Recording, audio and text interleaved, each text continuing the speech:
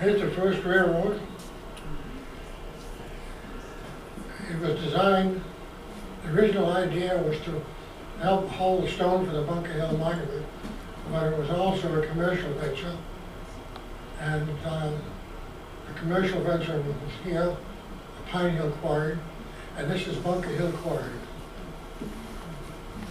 The railroad was about 3 miles long, and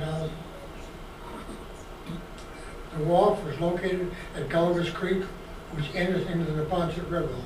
And here's a woodcut showing how the men would load the box on the platform.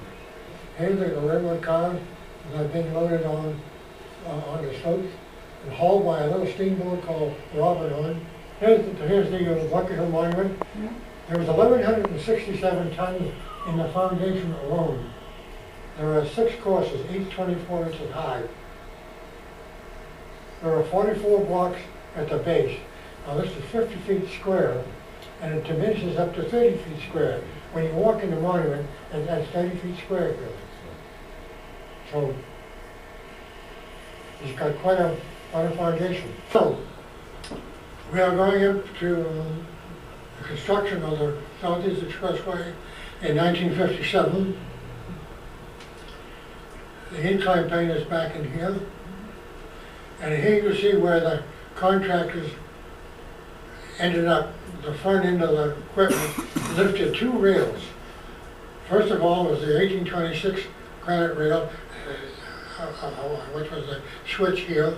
And on top of that was the 1851 Old Colony. This was a remarkable photograph. Now, this was a tough one. I had to find the timber on it. I was obsessed with it. So I found what looked like to me a foundation of the timber on here. Now I had to move all this out of here. And I was up there a year and a half before I was able to finish the part I wanted. So here you see, I cut all this out of the way here. And all this grub up in here, this was all dumped all over this hill by a later quarry. Now, over here, there's the foundation of the